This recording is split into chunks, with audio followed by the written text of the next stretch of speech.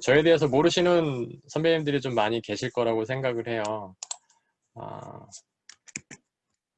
저의 소개를 간단히 하면요. 저는 이렇게 선포합니다. 대한민국 모든 부모 자녀의 비전 멘토다. 이렇게 선포하고 나니까 실제로 그런 자리에서 또 그런 역할을 해내고 있는 저의 모습을 보게 돼요. 그래서 지금 현재는 최현지 인문교육 코칭센터 동백 지역에, 경기도 용인시 동백에 조그맣게 센터를 세워서 지금 대표로 사역을 감당하고 있고요. 15년 동안 목회를 했습니다. 교육 목회를 감당을 했었는데 지금 뭐 외모가 목사답지 않아서 아이러니하게 생각하시는 분들이 많이 계시는데 목사 맞고요. 지금도 현재도 목사입니다. 그래서 지금은 교회 현장에서 사역을 하기보다는 나와서 이제 차별화된 비전 멘토링을 하고 있는데 제 멘토 되시는 영적인 멘토 되시는 백향목교회 담임 목사님과 지금 이제 9년째 가정치유 상담센터의 협동 목사로 지금 제가 사역을 도와드리고 있고요. 현재라고 했어요. 3P 자기경영연구소 독서 마스터 코치로 이재덕 마스터의 반쪽이 되어서 독서 코치로도 활동을 했고요. 이재덕 마스터 이제는 저를 버리더라고요. 네, 그래서 뒤에서 중보만 하고 있습니다. 네, 밑에 과정들은 제가 3P에서 이런 과정들, 또 이런 경험치들을 굉장히 많이 쌓았습니다. 네, 그래서 간단하게 제 소개를 하고요. 오늘 스토리입니다. 그래서 이렇게 6가지의 챕터로 이제 진행을 하게 될 건데요. 국가적 재난이 되어버린 코로나19 시대, 저는 이거 현실이라고 생각을 합니다. 사실 이 부분은 이제 SBS 스페셜에서 얼마 전에 홍공코드 홍공시대라는 2부작으로 방영했던 내용들인데 제가 그것을 우연히 보게 됐습니다. 그래서 그거를 저는 2부 때를 봤어요. 근데 1부가 오래전에 방영했던 걸 저는 놓쳤었는데 그걸 다시 다 찾아서 정말 깊이 있게 묵상을 했습니다.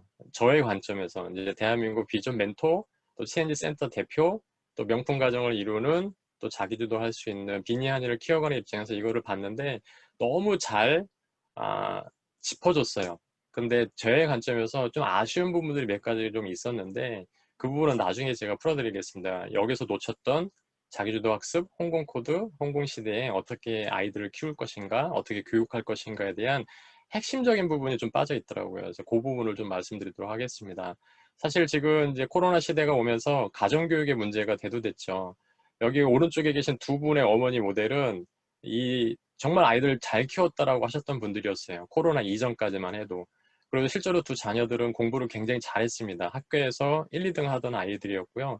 뭐 학교 회장도 하고 몇 년째 그렇게 했던 아이들과 그들의 부모님, 그들의 가정을 한 6가정 정도 모델링을 삼아서 그렇게 이제 인터뷰를 하면서 현재 삶이 어떤가. 근데 이 어머님들이 공통적으로 하는 말씀 보이시죠? 살려주세요. 답이 없는 것 같아요. 라고 얘기를 하는, 그러면서 실제로 인터뷰하면서 엄청 우시는 분도 계셨어요.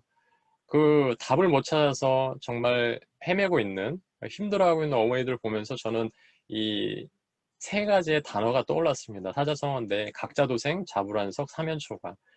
다 각기 살아나갈 방법을 꾀하고 있는데 자불안석하고 계세요. 근데 그분들의 삶을 보면 결국엔 사면초가였다라고 하는 것을 제가 보게 되면서 이 프로를 보면서 이게 메모를 해놨었는데 제가 느껴지는 느낌들을 이렇게 좀 그때 당시의 상황을 우리 선배님들과 나누게 됩니다. 며칠 뒤에 제 아내가 신문을 보다가 이 부분을 오려서 저한테 줬어요. 아침에 항상 좋은 교육에 관련된 정보는 아내가 저한테 이렇게 오려서 주거든요. 저는 그걸 다시 묵상을 하고 블로그에다 포스팅하고 책이랑 연결시켜서 메시지를 던지는 그런 포스팅을 하고 있는데 중간이 사라진 교실, 뭐 저는 이미 알고 있는 내용이지만 이거를 이렇게 큰 기사화 시켰다라고 하는 게 좀 다시 감회가 좀 새로웠죠. 중위권 학생들이 확 줄고 하위권이 급증했다. 교사 생활 15년 만에 처음이다. 대한민국 역사 가운데 처음이죠. 이런 일들이 왜 일어났을까? 코로나19로 등교하지 못하는 아이들이 집에서 온라인 콘텐츠로 스스로 공부를 해야 하다 보니까 이전에는 그런 환경이 아이들에게 주어지지가 않았어요. 그러다 보니까 그 후유증으로 학력 격차가 양극화 현상이 일어나는 그런 모습 속에서 이런 기사가 나타났다라는 거죠. 그러니까 학교 현장에서 중위권이 사라지는 건요. 우리 대한민국 사회에서 중산층이 무너지는 것만큼 심각하다. 이런 메시지를 던지는 기사를 보게 됐는데 코로나19로 그러니까 오프라인 수업이 제대로 이루어지지 않았기 때문에 학교 입장에서 난이도를 확 낮춰서 시험을 출제를 했음에도 불구하고 중위권이 다 무너졌다. 이거 충격이다. 큰일 났다. 심란하다라고 하는 그런 기사 내용들을 보게 됩니다. 결국에는 온라인 계약은 결국엔 부모 계약이냐. 그래서 멘붕에 빠진 부모들이라는 주제로 이제 SBS 스페셜 계속 그 내용들을 다루게 되는데, 그러니까 사상 초의 온라인 계약이 아수라장했던 2020년도 1학기, 우리가 2020년도 1월달, 2월달만 돼도요, 이거 곧 지나갈 거야. 잠깐 스쳐 지나가는 거야. 라고 생각하셨을 거예요. 근데 지금 2단계에서도 3단계로 격상하냐 마냐 막 그런 내용들이 지금 뉴스에서 보도되고 있잖아요. 저희가 커피숍에 가서 커피를 앉아서 못 먹는 게 이제는 당연한 자연스러운 일상이 돼버렸다라고 하는 거죠. 그래서 지금은 장기화가 될 거고, 이전의 학교 시스템과 교육 시스템, 또 아이들에게 진짜 교육 환경이 어떻게 주어질 것인가에 대한 고민을 우리가 다시 한번 심각하게 새롭게 해봐야 된다. 그래서 이 학부모 10명 중 가운데 9명이 자녀들 온라인 등교로 어려움을 겪고 있고, 그게 그냥 거기서 멈추는 게 아니라 가정 안에서 부모와 자녀 간의 갈등으로 굉장히 한계에 다다랐다. 실제로 이 프로그램을 2부작으로 진행하면서 아이들과 엄마와의 거의 전쟁 스토리처럼 다투고 감시하고 엄마 속이고 하는 그런 모습들을 되게 많이 보게 됐습니다. 언택트 시대에 어떤 새로운 미래 사회에 대한 인공지능 시대, AI 시대에 대한 어떤 기대감이 있기보다는 지금 자녀를 양육하고 있는 부모님들 입장에서는 정말 절망적인 시대가, 암흑의 시대가 다가오고 있다라고 하는 거죠. 근데 그게 왜 그럴까? 결국엔 코로나19로 아이들의 민낯이 드러난 거죠. 엄마들은 코로나 때문에 아이들이 그렇게 됐습니다. 얼른 코로나가 종식되기를 바랍니다. 그러면 우리 아이들이 원래대로 회복될 거예요. 이렇게 해석을 하세요. 저는 절대로 그런 관점은 잘못됐다라고 생각을 합니다. 왜냐하면 지금 코로나 덕분에 오히려 아이들의 민낯이, 아이들의 연약한 부분들이 이렇게 수면 위로 올라와서 이게 이제 메타인지 자기 증명, 자기 객관화 뭐 이렇게 저는 이제 접근을 하는데, 그런 부분들이 보여지기 때문에 치유할 수 있는 거예요. 시도해 볼 수 있는 거죠. 고쳐낼 수 있다라고 하는 거죠. 그게 10년이고 20년이고 이 수면 아래에 계속 감춰져 있으면 그냥 자기가 아닌 다른 나로 살아가게 될 수밖에 없다라고 하는 거죠. 언젠가는 그 한계가 명확히 삶에서 드러날 텐데, 오히려 코로나 덕분에 빠른 시간 안에, 짧은 시간 안에 우리 아이의 부족한 부분들, 연약한 부분들, 부모로서 내가 뭘 잘못했는가, 그게 드러날 수 있었다라는 거죠. 그래서 여기서 SBS 스페셜에서는 두 가지로 얘기를 합니다. 학원주도 학습과 엄마주도 학습의 한계가 드러났다. 저는 이 부분 의미 있다라고 생각을 합니다. 아이들 보면 대부분 어머님들이 학원주도형이나 엄마주도형으로 아이들을 양육을 해요. 그렇게 되다 보니까 결국에는 혼자 공부할 수 있는 능력이 없게 됩니다. 그러면 아이들이 스스로 공부할 수 있는 방법이 무엇일까? 아까도 우리 홍지숙 선배님께서 진행해 주시다가 자기주도 교육이 무엇인가 각자 생각을 나눠 봅시다라고 말씀해 주셨는데요. 아이들 스스로 공부할 수 있는 방법이 무엇일까요? 저는 굉장히 다양한 솔루션들을 가지고 있어요. 여기 홍콩코드에서 제시해줬던 조나모 코치라고 있어요. 그분이 홍콩코드라는 거를 이렇게 만들어서 차별화 전략으로 지금 굉장히 코치로서 역할을 잘 감당하고 있는데, 그분이 제시해줬던 세 가지 솔루션들이 있는데 저는 그것도 맞다라고 봅니다. 근데 그거 너머에 더 본질적인 자기주도 교육과 자기주도 학습법의 본질적인 부분들이 있어요. 근데 그거를 방송에서는 얘기를 못 해줬더라고요. 그래서 저는 그 부분이 조금 아쉬웠는데, 제가 이 부분은 여기 PPT까지는 제가 이제 동백중학교 목사로서 공교육 기관에 들어가서 요청이 왔어요. 자기주도 학습법에 대해서 특강을 해줄 수 있냐. 그래서 예, 가능해요. 이렇게 해서 제가 목사 신분으로 들어가서, 제가 혹시 종교적인 그 메시지가 나올 수도 있는데 괜찮냐 그랬더니 괜찮대요. 그래서 되게 신기하다. 이 학교가 급하긴 급한가 보다 목사한테 자기주도 학습법을 강의를 해달라네. 그래서 2시간 동안 제가 어머님들을 울리고자 하는 목적을 갖고 어머님들 울리고 왔습니다. 그래서 요 앞에까지가 그때 나눴던 왜 문제점이 뭔가, 그래서 솔루션이 뭔가, 그래서 이제 솔루션을 제가 이제 제시했었는데, 오늘은 제가 쓴 책에 있는 내용들과 연결해서 그 다음 솔루션들을 제가 밝혀드리도록 하겠습니다. 일단은 책을 쓰게 된 배경, 15년의 카이로스적인 삶의 이야기를 제가 나눠보도록 하겠는데요. 부모 사랑은 내리 사랑이라는 말이 있죠. 왼쪽에 이제 비니하니, 아까 이시제동 마스터가 비니하니가 하는 것 이렇게 얘기를 하셨는데, 네, 정답입니다. 비니하니가 하고 있는 게 자기주도 교육이고요. 비니하니가 이게 처음에 태어났을 때 사진이에요. 둘째 하니가 막 태어났을 때 3살 된 이제 2살 된 규빈이가 유모차 앞에서 이렇게 사진 찍고 있는 모습을 보고 있는데 정말 사랑스러웠습니다. 지금도 징글징글하게 이쁜데 그때는 너무너무 이뻤어요. 그래서 저는 아빠 입장에서 모든 걸 다 주고 싶었고 정말 잘 키워야 되겠다고 다짐하고 또 다짐했습니다. 왜냐면 저는 제 책에 있는 스토리 보시면 아시겠지만 어렸을 때 저희 가정의 환경에서부터 저는 중학교 때부터 제 자녀의 이름까지 지어두고 하나님 2 아들 주세요 라고 기도를 했기 때문에 목적이 명확했어요. 2 아들 주시면 제가 이렇게 키우고 이런 가정 이루겠습니다라는 기도를 끊임없이 해왔습니다. 그런데 실제로 저렇게 이쁜 저렇게 이쁜 아들들이 태어날 거라고는 상상을 못했어요. 저의 못난 모습 닮으면 어떡하지? 뭐 이런 걱정들이 중간중간 스쳐갔는데 너무너무 이뻤죠. 그런데 이 잘 키워야 되겠다고 다짐을 하다 보니까 질문이 생기는 거예요. 잘 키운다는 게 뭐지?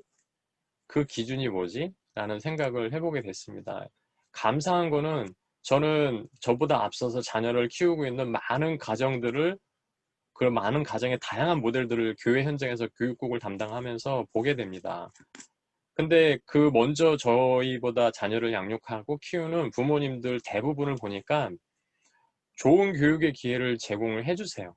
그러니까 부모 사랑, 내리 사랑으로 좋은 교육의 기회를 제공해 주는데 초점을 맞추고 결국엔 명문대 진학시키는 것에 초점을 맞추고 좋은 회사에 취업시키는 것에 잘 키우는 그런 목적이 있었다라고 하는 것을 제가 발견을 하게 됩니다.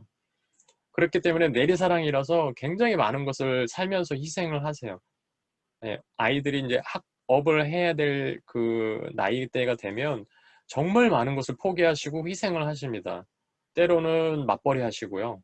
왜? 그 학원비 충당이 안 돼요. 입시 위주로 학교의 기능이 학원 기능에 밀리다 보니까 학원에서 모든 걸 다 채워서 학교에서는 그거를 확인하는 정도로만 하다 보니까 학원비가 이렇게 굉장히 많이 올라가는 그래서 부모님들이 그 학원비를 충당하기 위해서 맞벌이를 할 수밖에 없는 그래서 자녀 교육을 위해서 대부분의 시간과 체력과 돈을 사용하는 그런 부모님들 그런 가정의 모습들을 되게 일관되게 보게 되었습니다. 그 내리사랑으로 그렇게 헌신하고 열정을 다하는데 그럼 그걸 누리는 자녀들 행복해야 되잖아요. 근데 그러지 못한 아이들의 모습을 보게 되고요. 그 아이들이 그런 양질의 교육을 받는데 그 어느 시대보다도 최고의 교육 환경 속에서 부족함 없이 자라잖아요. 그럼 그 아이들이 우리 어른 세대 때 못 받았던 것을 다 채워가야 돼요. 지성과 인성과 영성을 겸비한 반듯한 모습으로 자라야 되는데 그런 모습이 안 보인다라는 거죠. 그렇게 소원하던 자녀의 성공적인 모습을 지켜보는 부모 역시 행복감을 만끽해야 되는데 그렇게 되지 않는다라는 겁니다. 서로 불만이 가득하고요. 서로 독을 품고 있어요. 그래서 이게 뭘까? 그런 생각들을 저는 정말 많이 했습니다. 아까도 말씀드렸지만 저는 15년 동안 교육부서, 교육목사로, 교육전도사로 크고 작은 교회에서 사역을 하면서 수천 명의 아이들과 함께 했습니다. 이 아이들을 매주 토요일마다 저희 집에 불러서 밥을 먹이고 또 성경 공부 시켰냐? 성경 공부는 안 시켰어요. 오히려 인성적인 교육이 너무 안 돼 있어서 기본적인 인간됨의 도리부터 제가 교육을 시켰습니다. 그래서 밥을 먹인 거예요. 밥상머리 교육을 제가 시켰습니다. 그리고 설거지도 시켰어요. 그리고 밥을 먹고 감사 인사부터 제가 할 수 있도록 그리고 신발 정리 들어올 때 신발 정리 할 수 있도록 그렇게 이게 그냥 자연스럽게 그걸 비니하니가 먼저 하니까 아이들이 이거 해야 되는구나 라고 하면서 아이들이 스스로 하고요. 지금 저 사진은 제가 교회 사역을 그만두고 체인지 센터 사역을 할 때 중고등학교 때 그렇게 밥을 먹이고 인문학적인 교육을 시켰던 아이들이 청년이 돼서, 또 여기에 뭐 학생부 아이들도 있지만 몇 년 지난 다음에 아이들이 본인들의 용돈을 모아가지고 제 생일이라고 저렇게 피자와 음료수, 치킨 이런 걸 사갖고 와서 축하하는 시간을 가졌어요. 물론 케이크가 치킨과 피자는 본인들이 다 먹었지만 이렇게 찾아와 줬습니다. 결과적으로는 그렇게 내리사랑으로 엄청난 양질의 교육을 시켜줬는데 과정이 절망적이었다라고 하는 거죠. 저는 이제 뭐 교회 현장에서 봤을 때 두 마리 토끼를 다 놓치고 계신 부모님들을 보게 됩니다. 신앙, 뭐 교회 공동체다 보니까 신앙에 대한 부분이 우선이어야 되잖아요. 근데 신앙은요, 정말 바닥이었어요. 신앙은 물론이고 신앙이 안 되니까 인성도 안 돼. 좋은 습관도 없어. 성적까지 다 바닥을 쳐요. 그 성경을 가까이 한 아이들, 최고의 고전이라고 하잖아요. 인류 역사 가운데. 근데 그 성경을 가까이 한 아이들임에도 불구하고요, 부모 공경하는 아이를 제가 보기가 정말 힘들었고요. 이웃 사랑하는 거는 뭐 기대도 못하죠. 대신에 그 아이들 마음속에 꽉 차 있는 건 뭐냐면요, 엄마를 향한, 아빠를 향한 분노, 정말 분노로 가득 차 있는 아이들을 상담하느라고요, 제가 그 아이들의 독을 다 받아내고요, 그 어머니들의 독을 제가 다 받아냈습니다. 그래서 제가 사역하면서 살이 찔 겨를이 없었어요.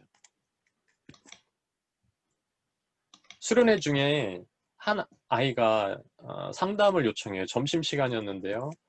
네, 목사님 저 상담 요청해도 될까요? 그래서 앉아봐. 무슨 고민이 있어? 그랬더니 저 이런 고민이 있어요 라고 하면서 딱 얘기했던 게 이 메시지였어요. 엄마를 죽이고 싶은 충동이 올라와요. 이 친구가 등치가 180이 넘고요, 주먹이 제 얼굴만 해요. 네, 근데 착해요. 정말 착한 아이예요. 제 앞에선 순한 양처럼, 제가 수련회 갈 때 뭐 하자 그러면 뭐 이렇게 뭐 목사님 뭐 도와드릴까요? 제가 무거운 거 본인이 다 들어주고 제 옆에서 인정받고 싶어 하고 막 그렇게 도와주려고 하는 정말 착한 아이거든요. 근데 이 아이가 이런 얘기를 한다라는 거죠. 더 놀라운 건요, 이 아이는 학급에서 수원에 사는 아이였었는데 학급에서 1, 2등 하는 친구였어요.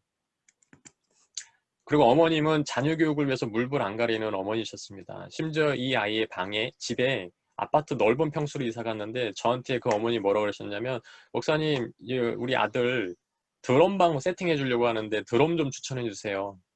그리고 드럼에 방음벽을 설치한다고 하시면서 2천만 원을 들여가지고 드럼방을 이렇게 세팅을 할 정도로 뭐 부족할 게 없어요. 이 악기 다 다루죠. 예, 운동 잘하죠. 그리고 모든 어머님들의 부러움을 사는 가정인 게, 해마다 해외여행을 2번씩 꼭 갔어요. 저는 비니안이 되려고 여태까지 살면서 해외여행 1번을 못 갔는데 이 가정은 해외여행 다녀옵니다. 그리고 이제 가요. 그러면 한 주 뒤에 와요. 주일날 이렇게 건너뛰고. 그래서 모든 어머니들의 부러움을 사는 가정의 아이였는데 그 아이의 마음속에 이런 고백을 저한테 했다라고 하는 거죠. 실제로 가출도 1번 했었습니다. 가출해서 어디 갔냐? 저한테 찾아왔어요. 저희 교회 찾아왔어요. 뭐가 문제일까요? 뭐, 부모에게 저는 문제의 원인이 있다라고 결론을 내릴 수밖에 없었습니다. 왜냐하면 이런 아이들, 이런 가정들, 이런 부모님들을 한두 가정 본 게 아니에요. 수백 가정을 봤습니다. 그 부모님은요, 자기 말의 방식대로 자녀 교육을 시켰어요. 그 교육의 중심에 서야 될, 주인공이 돼야 될 내 자녀의 자리는 없었다라고 하는 거죠. 아이가 행복감이 없어요. 해외여행 찍은 사진을 어머님은 좋다고 갔다 와서 공유를 하는데요, 교회 밴드에다가. 근데 아이들이 저는 표정을 보고 너무 마음이 아팠어요. 엄마만 좋아하세요. 저런 여행 가운데 소통이 됐을까? 저는 절대 못한다라고 생각을 했었습니다. 그 어머님들이 여전히 그 아이들 내리사랑하기 때문에 최적화된 교육 방법을 막 찾아다녀요.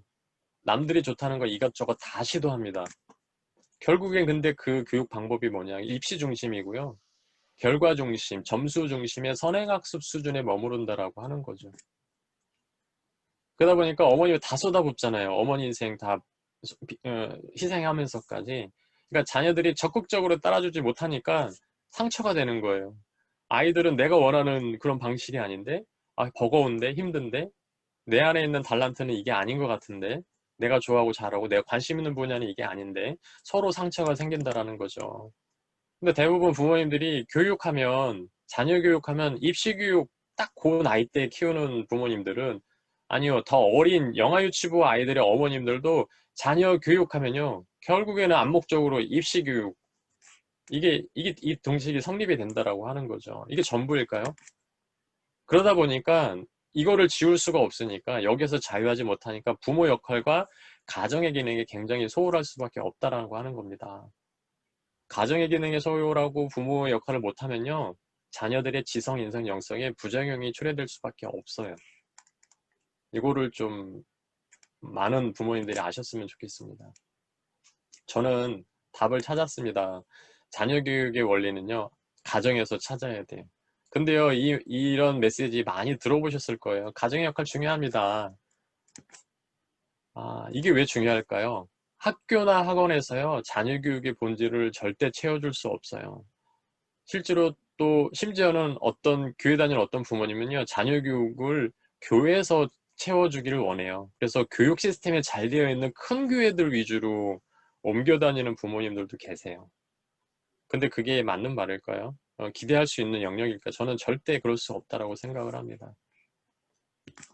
자녀 교육에서요, 가장 중요한 게요, 저는 이거 되게 중요하다고 생각합니다. 좋은 성적이 아니라요, 저는 좋은 사람이라고 생각을 합니다.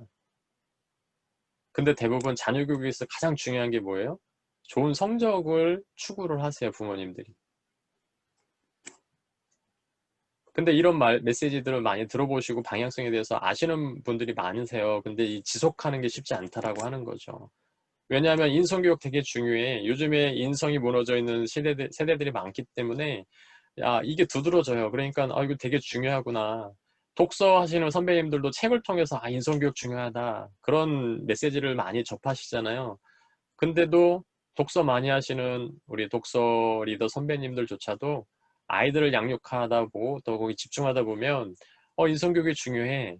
근데 눈에 밟히는 건 성적이에요. 아이들의 성적이 딱 드러나니까. 그리고 내 주변에 보니까 성적 중심의 교육을 시키는 그런 움직임들이 되게 많아요. 그러다 보니까 전전긍긍하다가 그 때를 놓쳐요. 골든타임을 놓친다라고 저는 봅니다. 그래서 결국에는 인성을 포기하거나 성적을 포기하거나 이렇게 하는데, 저는 결국엔 두 마리 토끼 다 놓친다라고 봐요. 이렇게 골든타임을 놓치고 이렇게 좌지우지 할 때, 그런 상황에서 인성도 무너지고요, 성적도 무너지는 그런 가정의 자녀들 굉장히 많이 보게 됩니다. 나비 10주년 때 윤스키 선배님이랑 같이 찍었던 사진인데요. 비니안이 부모로서 소원 한 가지가 있었습니다. 그냥 원띵이었어요. 지성, 인성, 영성을 겸비한 미래 인재로 키우지만, 이게 뭐에 바탕이 되냐면 가정의 화목을 바탕으로 하는 행복한 명품 가정이 되자. 그냥 딱 요거였어요. 그래서 대한민국의 바른 자녀 교육 모델이 되자. 이게 제가 중학교 2학년 때부터 규빈이, 규한이 이름을 제가 지어가면서 두 아들을 주세요, 제가 주셔야만 하는 이유가 있습니다, 이런 가정 세우겠습니다 라는 기도 제목이 좀 있었어요. 물론 그게 계속 시행착오를 겪었죠. 저 가정에도 어려움이 있었습니다. 예외 없이 찾아온 위기들인데요, 가정 안에 지속적으로 정말 많이 찾아왔어요. 그런데 그런 상황들에 제 자신을 봤을 때 탓하고 포기하고 하는 저의 무의식적인 제 반응들을 보게 됩니다. 그때그때마다 감사한 거는 저를 직면하게 됐어요. 그 위기들이 오히려. 그래서 내가 먼저 바로 서자, 그렇게 반응을 하게 되고요. 그 위기들이 저를 스스로 돌아보게 하는 불쏘시개 역할을 하게 됩니다. 이제 비니아니를 조금 아시는 선배님들, 주변 분들은, 또 저희 가정을 많이 들여다보신 분들은 그런 얘기를 하세요. 목회자니까 아이들과 함께 할 수 있는 시간이 많아서 아이들과 이렇게 좋은 그런 것들 많이 쌓아갈 수 있지 않았냐라고 얘기하는데, 사실 목회자로서 사역을 안 해본 분들은 잘 모르실 거예요. 목회자 사역이 사실 되게 겉으로 봤을 땐 여유가 있어 보입니다. 하는 게 없어 보여요. 그런데 저는 진짜 15년 동안 매일 새벽 4시에 출근을 하고요, 12시에 퇴근하는 그런 일과를 보냈어요. 수요일날, 금요일날 예배가 끝나면 기본이 11시, 12시고요. 12시 끝나면 12시에 퇴근하면 다행이에요. 차량 운행까지 다 하면은 새벽에 들어가요. 그럼 그 다음날 토요일날 또 새벽 예배 또 준비하려면 4시에 일어나야 돼요.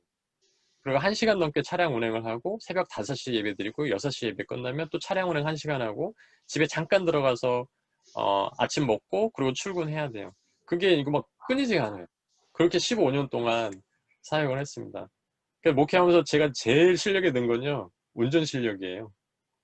세계 최고의 베스트 드라이버. 그래서 목사님들이나 성도님들이 제 차를 타면 되게 편안하다고 하세요. 여기 정인구 선배님도 계신데 저번에 3P 문정동에서 수서역 가신데 제가 제 차를 모셨거든요. 아주 편안하게. 제가 베스트 드라이버를 모시겠습니다. 라고 이렇게 모셔다 드린 적이 있는데요. 그 정말 시간 없는 상황 속에서 그러다 보니까 이게 더 갈급해진 거예요. 나에게 주어지는 그 작은 시간들을 카이로스적으로 보내자. 정말 아이들과 애들 자는 모습 보고요. 출근하고 자는 모습 보고 퇴근해요. 소통감과 유대감을 위해서 정말 노력을 해야 되겠구나. 이러다 큰일 나겠구나라는 생각을 해보게 되는 배경이 된 거죠. 그러면서 문제 몇 개, 영어 단어 몇 개 맞추는 것보다 인성 갖추는 일이 진짜 중요하다라는 그런 다시 한번 재확신의 시간들을 가지게 됐고요. 이렇게 하는 목적은 결국에는 인간답게 키우자. 얘네들 인간인데 인간답지 못하면 그것만큼 자녀교육이 실패한 게 없겠다라고 생각을 해서 인간답게만 키우자. 라는 그런 원띵하는 목적이 있었습니다. 다행히도 비니아니가 목회자 자녀이다 보니까 교회 많은 성도님들에게 되게 일상에 노출이 될 수밖에 없어요. 그래서 아이들이 목회자 자녀들 스트레스를 되게 많이 받거든요. 애들이 똑같은 아이들인데 막 쟤는 목사 아들인데 왜 저래? 이런 얘기들 공격 되게 많이 들어요. 되게 노골적으로 얘기를 하세요. 그러니까 아이들이 사춘기 때 확 틀어져요. 심지어는 하나님을 부인하는 아이들도 있어요. 그리고 어른들을 증오하고요. 교회 직분자들을 이렇게 힘들어하는 아이들을 되게 많이 봅니다. 근데 비니아니는 노출되는 모습들이 일관되게 바르고 착하고 좀 다른 애들과 다르다라고 보여지니까 많은 분들이 이뻐해 주셨어요. 근데 아이들이 어린 상황이었었잖아요. 그런데 이게 사촌이 땅을 사면 배가 아프다고 하나?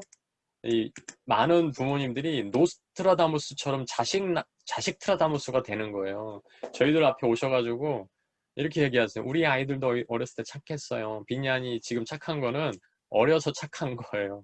중학교 올라가면 상황 달라집니다. 목사님 긴장하세요. 막 얘기를 하세요. 막 예언을 하세요. 이게 축복인지 저주인지 제가 분간이 안 될 정도로 네, 그렇죠. 비니안이도 중학생 되면 뭐가 찾아오겠죠. 라고 말씀은 드렸는데 저는 속으로만 그랬어요. 요렇게 놓치지 않는 부분들로 잘 양육을 하면 반드시 에, 그분들이 놀라실 거다. 라는 생각을 했습니다. 어떻게 됐을까요? 지금 현재 중학교 3학년, 중학교 1학년을 앞두고 있는 비니 한이에게요. 이런 예언이 아직 이루어지지 않고 있습니다. 제가 봤을 때는 앞으로도 이 예언은 이루어지지 않을 거라고 저는 장담을 하고요. 대신에 바람직하고 놀라운 열매들이 굉장히 많이 비니 한이의 삶 속에서 맺혔습니다. 작년에 남양주에서 주최한 전국 정예경 인문학 콘서트 대회에 나갔는데요. 비니아니가 글을 잘 쓰지, 글을 논술을 배우거나 그런 적 한 번도 없어요. 근데 나갔어요. 저희랑 이렇게 도전하고 용기 주고 토론하고 가족회의하고 해서 준비해서 도전해보자 라고 했는데 감사하게도 우승을 했습니다. 그래서 유럽 여행권을 획득을 했는데 땡큐 코로나 덕분에 유럽 여행을 못 가게 됐어요. 규빈이가 이탈리아 간다고 너무 좋아했거든요. 가면 어디 가보고 친구들과 어떤 얘기를 하고 한국 역사와 연결해서 뭘 얘기를 해보고 친구들 많이 사귀고 오겠다고 그렇게 다 플래닝까지 짰는데 못 가게 됐어요. 땡큐 코로나. 그래서 현금으로 400을 주더라고요. 그러니까 일단 규빈이가 받자마자 에, 감사원금 11조 헌금을 하나님께 드리고 그리고 나서 자기 동생 이렇게 사고할 수 있는 띵커와이즈 마인드맵을 할 수 있는 그 환경을 제공해주고 싶다고 사랑하는 동생에게 200만 원짜리 최신 노트북을 선물로 본인 비용을 들여서 사줬고요. 그래서 규환이가 지금 엄청 형에게 예, 잘하고 있어요. 그리고 저하고 제 아내에게 제가 센터에서 아이들 코치하고 있는데 갑자기 이벤트를 하더라고요. 쑥 찾아와가지고 아빠, 엄마, 아버지, 어머니 뭐 이렇게 뭐 멘트를 하더니 저한테 현금 따발을 70만 원을 저한테 주는 거예요. 일부러 두툼하게 보이려고 10,000원짜리로 70장을 준비를 해가지고 저한테 주고, 예, 그리고 아내한테도 70만 원. 그래서 그 140만 원을 제가 손에 쥐고, 야, 내가 살면서 목회하면서 한 번도 손에 만져보지 못한 이 큰 돈을 아들 덕분에 받아보게 되네. 고맙다. 라고 이제 얘기를 했고, 그 이어서 그 할아버지 할머니, 양가 할아버지 할머니께 용돈을 드리는 이벤트를 다 했고요. 이 정혁의 인문학 콘서트 소식을 처음 알려주신 집사님, 한 집사님 가정이 있어요. 홈스쿨링을 같이 하셨던 집사님이신데, 그 집사님 가정을 섬기고 싶다고 식당에 가서 20만 원어치 식사를 섬김을 했어요. 그 어머님이 너무 황송해 하셨어요. 내가 살다 나는 그냥 얘기만 했을 뿐인데 이렇게 은혜를 받네 라고 하면서 되게 고마워 하셨어요. 경기도 꿈의 학교 기획자가 돼서 꿈장이 됐습니다. 조선시대 미인에게서 배우는 서번트 리드 덕목 10가지 이거를 자기가 해보겠대요. 그래서 되게 좋다, 컨셉 되게 좋다, 해봐라. 그래서 도전했는데 면접 보고 또 합격이 됐어요. 그래서 지금 꿈의 학교 요번 다음 주가 이제 마지막 10주 차인데요. 정부에서 경기도에서 300만 원 지원을 받아서 그걸로 현장 답사하고, 지난주 지지난주에는 오죽헌 가서 신사임당의 리더십에 대해서 같이 공부를 했고, 전주 경기전에 가가지고 이성계 장군의 리더십을 공부를 하면서 아이들 전혀 모르는 아이들을 만나서 그 아이들에게 역사로 서번트 리더십을 연결시켜주는 일을 하고 있습니다. 창의가 경진대회에 나가서 골든벨을 못 울렸어요. 전체 2등을 했는데 저는 이게 너무 감사했습니다. 여기에서 인성 골든벨을 한 3번 정도 울렸어요. 제가 위에서 이렇게 보고 있는데 어, 우리 아들에게서 저런 모습들이 있네. 남을 배려하고 함께 하려는 마음이 더 크네 라고 하면서 그런 내용들은 책에 QR코드에 제가 그 담은 영상 속에 그 구체적인 내용들이 있거든요. 어, 운동도 되게 좋아하고 잘해요. 그래서 용인시 체육회장배 제가 800m를 나가보겠대요. 야, 그거 쉬운 거 아니야? 그랬더니 한번 도전해보겠다고. 100m는 잘하는데 800m는 그 힘들기 때문에 자기가 도전해보겠다고. 되게 왜소했거든요. 아토피로 인해서. 근데 나가서 압도적으로 금메달을 땄어요. 이를 악물고 뛰더라고요. 그래서 너무 진짜 너무 감동을 했습니다. 전국 단무지 10주년 동석 캠프에 핑크 펭귄이 됐어요. 이 스토리는 이따가 뒤에 나올 거고요. 홈스쿨러로 전국 1000명의 황금 인맥을 지금 유지를 하고 있습니다. 학교 안 다니면서 다들 걱정하는 게 사회성 얘기하는데요. 지금의 공교육 학교는 사회성하고는 별로 상관이 없습니다. 환경이 그렇게 바뀌었어요. 시간 목표 삶을 바인딩하는 비전오리로 저희 가족이 다 함께 모여서요. 50년 인생 계획을 다 짜놨습니다. 그래서 지금 그거에 10년 단위로 5년 단위로 이거를 이뤄가기 위해서 정말 자기주도 하고 있고요. 띵크와이즈 마인드 매핑에 하는 프로젝트 능력자가 돼서요. 지금 마인드맵으로 뚝딱뚝딱 하면 뭔가 프로젝트가 나와요. 스마트폰 사용 제로. 이거 부모님들 가장 큰 고민이잖아요. 비니하니, 정인구 선배님은 부산에서 비니하니를 맞으면서 1박 2일 동안 함께 해주셨던 그런 우리 감사한 선배님이신데, 비니하니 옆에서 많이 보셨어요. 스마트폰 손도 안 댄다라는 거 삶으로 보셨을 겁니다. 실제로도 지금도 마찬가지고요. 코로나19 이후에 원리 수학이라는 걸 저희가 하고 있는데 6,000개 영상을 찍는 그런 또 성과를 보여주고 그러니까 한이죠. 둘째가 이런 자기주도 학습하는 데 있어서 굉장히 탁월한 모습들을 보여줬습니다. 근데 이게 이제 비니 한이 얘기뿐만 아니라 그 본질을 건드려 주니까 체인지 센터에 있는 아이들도 변화가 일어나는데요. 학원 주도형이었던 평범한 중1 남학생이 완전 자기주도형이 됐습니다. 그래서 중3 때 전교 1등을 목표로 하게 됐고요. 지금은 영어 원서 독서를 즐기면서 저한테 얼마 전에 목사님 저 디즈니 진출 계획이 있습니다라고 하면서 거창한 꿈 나눔까지도 하게 되고요. 하루에 8시간 스마트폰 달고 살았던 중학교 3학년 남학생이 지금은 하루에 10분 미만 스마트폰을 사용하면서 새벽 5시까지 말하는 원리에서 공부하고 자신의 하루 계획이나 실천 결과를 영어로 소감을 나누면서 성취 습관을 계속 쌓아가고 있어요. 근데 이 변화들은요, 얘네들만 건드린 게 아니라 그 본질적인 부분들을 저는 부모님들과 계속 소통하면서 부모님들을 교육을 시켜요. 그러니까 부모님들이 거기에 동의가 되시고, 그렇게 가정 안에서 환경을 만들겠습니다라고 하시는 그 가정의 자녀들이 이렇게 굉장히 빠르게 변해가고 있다라고 하는 거죠.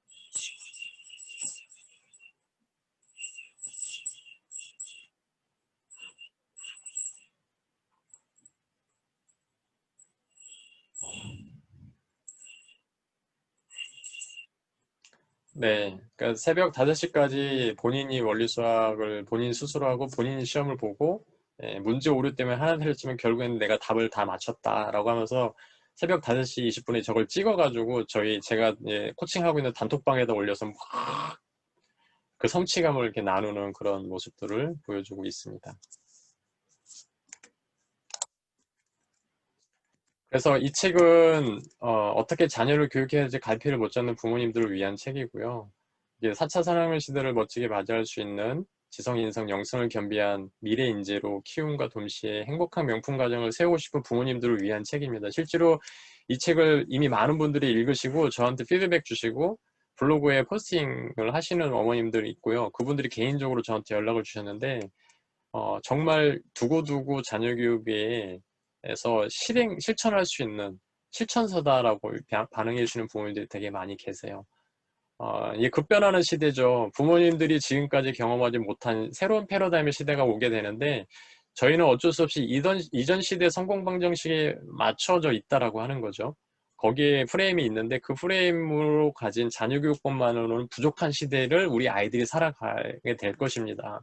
그런 성공 방정식을 고수하는 부모님들에게는 굉장히 생소한 책이 될 수 있고요.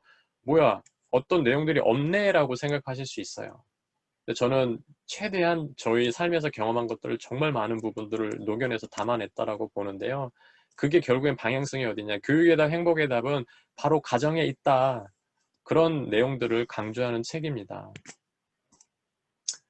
네, 책 속에 있는 비니아니 가족 이야기, 책에 다 담지 못한 내용들을 잠깐 나누도록 하겠습니다. 네, 1막은 이렇게 6가지 챕터로 진행이 되어져요. 체인지 인문교육을 어떻게 준비하게 됐는가. 저희 가정에, 저의 어렸을 때 환경, 우리 가정의 모습에서부터 시작해서, 저는 이제 그래서 평범한 가정의 맏아들로 자라게 됩니다. 무서운 아버지 밑에서 자랐기 때문에 행복이라는 단어에 굉장히 고민을 많이 하게 됐어요. 정말 삶 속에서 희노애락을 겪으면서 행복은 저 혼자 완성할 수 있는 게 아님을 깨닫게 됩니다.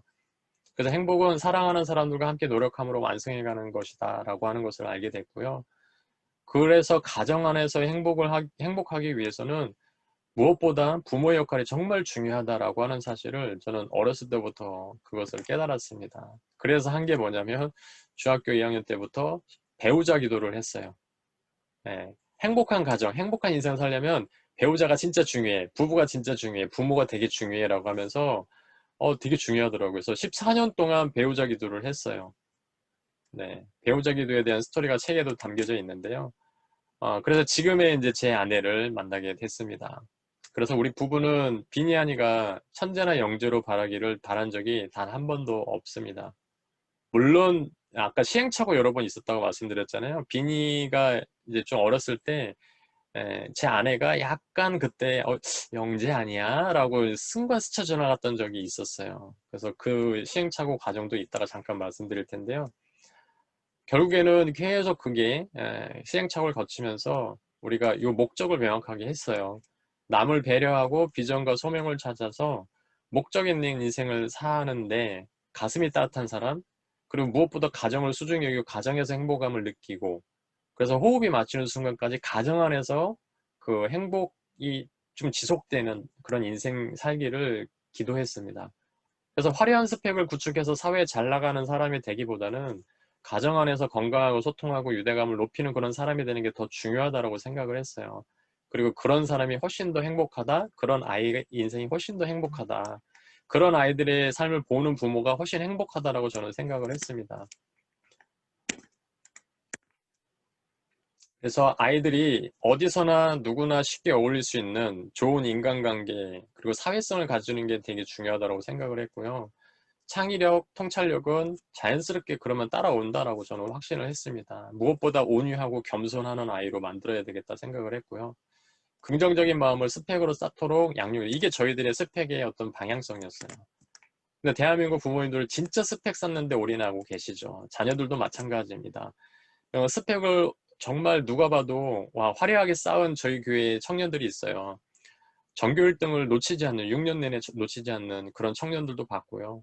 그리고 서울에 내노라 하는 대학교에 진학한 청년들도 만나서 너희들에게 꿈과 비전, 그 다음 계획이 뭐니? 비전이 뭐니? 라고 할 때 아이들이 대답을 못해요. 그냥 취업에만 목적이 있어요. 그리고 선배들이 가는 그 과, 선배들이 가는 그 뭐 직장, 그렇게만 사는, 그래서 명확한 꿈과 비전 없이 계속 윤영방하고 있는, 근데 진짜 내노라는 들어가기 힘든 대학교에 졸업반을 앞두고 있는 청년들이었었거든요. 결국엔 걔네들을 제가 이렇게 보면서 자기 인생을 사는데 자기 자신이 주인이 아닌 삶을 살고 있네. 자꾸 여전히 엄마 아빠가 이거 하래요. 이런 청년들을 너무 많이 보게 돼요. 중학교 1학년 때 봤던 모습이랑 청년이 돼서 졸업을 앞두고 있는 그 아이의 모습이 저는 바뀐 게 별로 없다라고 생각이 들었습니다. 이건 누구를 위한 스펙인가? 근데 여전히 취업을 위해서 스펙을 쌓아야 된다고 돈을 엄청 들이고 있는 아이들의 모습을 봤어요. 그러니까 그런 아이들이 비니아니하고 비교해 봤을 때는 스펙이 굉장히 화려하죠. 그래서 상대적으로 규빈이 규환이는 스펙이 되게 초라해요. 근데 저는 그 아이들에 비해서 비니아니 스펙이 굉장히 화려하다라고 생각을 합니다. 그 스펙은 이렇습니다. 네, 뭐 여러 가지가 다 있고요. 실패 일기 쓰기, 도움 주신 분들께 감사 영상 보내기. 그 얼마 전에 제가 저자특강을 했는데 한 어머님이 너무 감동받았다고 비니아니가 치킨 좋아하냐고 하면서 치킨 쿠폰을 보내주셨어요. 제가 그거를 주문해가지고 규빈이 귀하니하고 이제 치킨 닭다리를 들고서 감사합니다 누구누구 어머님 잘 먹겠습니다. 그리고 어렸을 때부터 한 거거든요. 지금 이제 징글징글하죠. 목소리가 굵어져. 감사합니다 막 이렇게 하는데 모습은 그냥 애띤 모습에 막 웃으면서 그러니까 즉흥적으로 막 서로 이렇게 막 이렇게 어색한 그런 것들을 계속 보내드렸더니 그 어머님이 너무너무 좋아하시는 거예요. 그 저희 스펙이 그거예요. 규현이가 도움받았던 분들께 인사 영상은요. 정인구 선배님도 엄청 많이 받아보셨고요. 이재덕 선배님도 이렇게 규현이 마시는 거 많이 그 선물로 주셨거든요. 그때마다 그 선물 앞에서 감사 영상을 보내드렸어요. 10년간 아빠가 이발해주기. 이거는 대한민국에서 제가 비니아니가 가지고 있는 유일한 스펙이 아닐까 생각을 합니다. 지금 이제 이발을 10년 동안 제가 해주는데요. 처음에는 사실 돈 아끼려고 했어요. 근데 돈 아낀 거 플러스 우통을 벗고 화장실에서 이렇게 이발을 해주면 스킨십 되잖아요. 그리고 머리 깎아주는 동안에 대화를 할 수 있어요. 진솔한 대화를 할 수 있기 때문에 되게 중요한 시간이고 되게 의미가 있다. 그래서 해보자라고 했는데 제가 이제 시간당 저의 이제 가치가 올라가잖아요. 지금은 이제 강의를 한번 하면 30만 원에서 50만 원, 많게는 뭐 2시간 강의하고 뭐 200만 원을 벌은 적도 있었어요. 그렇게 그러다 보니까 시간당 가치가 이렇게 올라가다 보니까 제가 이제 비니한이에게 얘기를 하죠. 지난달에도 저한테 이 머리를 깎아달라고 하길래 야 아빠 너한테 머리 깎아주면 1시간이야. 아빠 1시간에 100만 원 벌 수 있는 사람인데 이제 이발소 가서 깎어 그랬더니 싫대요. 네.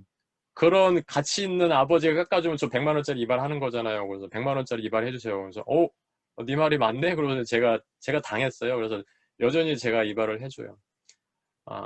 그리고 아주 어린 동생들하고도요. 8시간, 9시간 창의적으로 계속 놀아줘요. 중학생 남자애들이 여자애들 데리고 바비 인형 가지고 놀아주는 건 정말 어렵거든요. 10분도 어려워요. 근데 규빈이 귀환이는요, 3시간, 4시간, 5시간이고, 그냥 계속 놀아줘요. 정말, 어떻게 이렇게 좁은 공간에서 이렇게 창의적으로 놀지? 저는 되게 기대가 됩니다. 비니 하니가 나중에.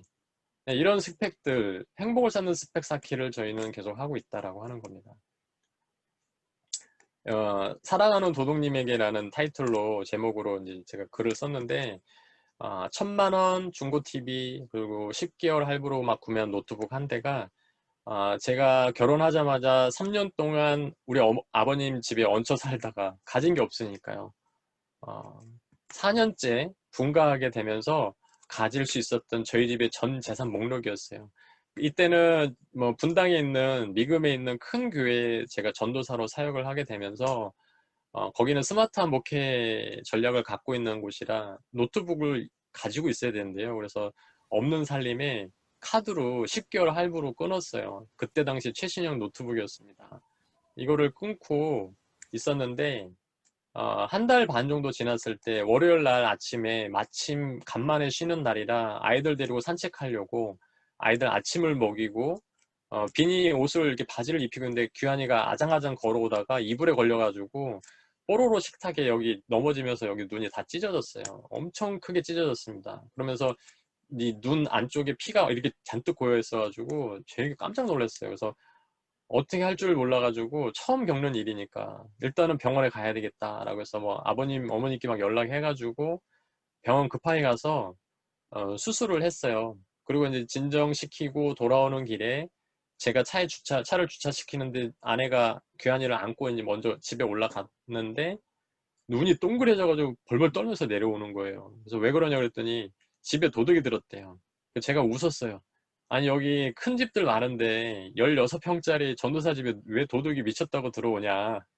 도둑도 보는 눈이 있을 텐데 이 조그만 집에 뭐 있겠다고 그거를 힘들게 문 뜯어갖고 들어오겠냐. 자기가 놀랬으니까 잘못 봤겠지 라고 했더니 아니라고 문이 열려 있다고 기겁을 하고 뛰어내렸다라는 거예요. 그래서 헛것을 보나 싶어가지고 제가 올라갔어요. 그랬더니 아니나 다를까 그 번호키 이 스마트 이 키가 다 뜯겨져 있는 거예요. 문이 이렇게 활짝 열려져 있는 거예요. 그러니까 들어갔더니 아니나 다를까 도둑이 이제 다 해집고 이미 간 거죠. 저는 별로 걱정을 안 했어요. 집에 가져갈 게 없었거든요. 우리 집 왜 왔지? 막 이러고 있었는데 노트북 그리고 이제 바로 노트북을 놓던 방에 딱 들어갔는데 아니나 다를까 노트북이 사라진 거죠. 저는 화가 났던 게 노트북을 가져간 게 화가 난 게 아니라 비니한이 이불 자리에 그 신발을 신고 들어와서 이렇게 발자국을 남긴 게 솔직히 되게 속상했어요. 그래서 제가 속으로 이렇게 아, 들어올 거면 신발이나 벗고 들어오지 왜 신발 신고 들어와서 이렇게 애들 이불을 그렇게 했을까. 그래서 얼른 나가서 이불을 털고 그리고 이제 경찰에 신고해서 그 경위서를 이제 쓰면서 생각을 했어요. 처음에는 화가 났어요. 왜 우리 집에? 그 Y라는 질문을 계속 하게 된 거죠. 그냥 하나님의 관점으로 저 부잣집 빌라들 되게 많은데 바로 옆에가 막 40평대, 50평대 빌라였었거든요. 왜 하필이면 우리 집에 와서 노트북을 가져갔을까? 근데 도둑이 안쓰럽다라는 생각이 드는 거예요. 얼마나 두근거리면서 긴장하는 마음으로 문을 뚫고 들어와서 가져가는데 가져갈 게 없네. 노트북 하나 들고 딸랑 가는데 되게 허탈했을 거예요. 같은 문을 뜯어도 가져갈 게 많으면 뭔가 성취감이 있잖아요. 저희 집에는 성취감을 느낄 수가 없었던 거죠. 근데 급하게 가느라고 노트북 전원선도 놓고 갔어요. 그래서 저 작물로 팔기에도 되게 불리하겠다. 저 가져갈 거면 저거라도 가져가지. 그런 생각이 들었어요. 그래서 자꾸 왜라는 질문. 저희 집에 전도사 집에 도둑이 들어올 수 있었던 그 이유는 하나밖에 없었다라는 거죠. 전도하려고. 하나님이 보내주신 특별한 손님으로 생각을 한 거예요. 저 도둑을 전도하려고 우리 집에 보내셨나? 라고 하면서 그러면 전도하려면 어떻게 반응을 해야 되지? 도둑이 범죄 현장에 다시 찾아온다라는 말이 있었잖아요. 그래서 제가 다음에 꼭 돌아올 거야. 그러면 그때 전도해야지 라고 해서 관점이 바뀌기 시작을 합니다. 그냥 제가 두리번둥거리면서 종이를 꺼내가지고 편지를 썼어요.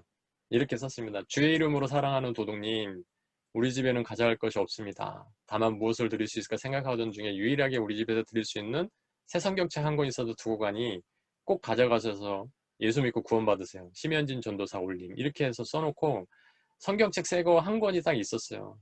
그거를 이렇게 옆에다 두고 외출할 때마다 그거를 현관 앞에다 이렇게 편지랑 놓고요. 문을 안 잠그고 나갔어요. 그러니까 집사람이 되게 불안해 했었어요, 사실은.